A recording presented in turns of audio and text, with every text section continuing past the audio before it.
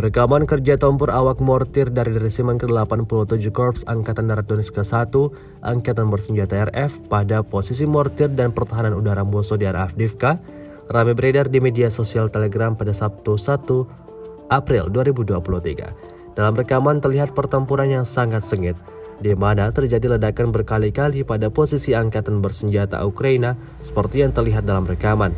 Terhitung lebih dari 5 kali serangan Rusia memporak-porandakan posisi militan Ukraina.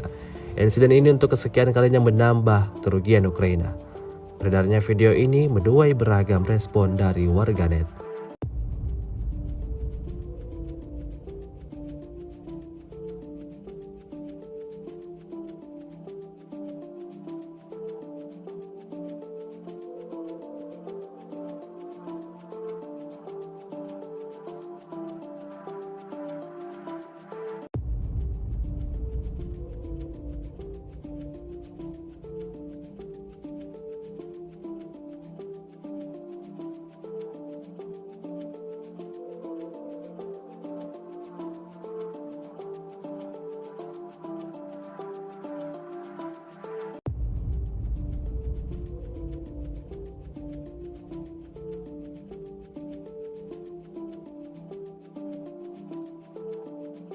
Terima kasih sudah nonton.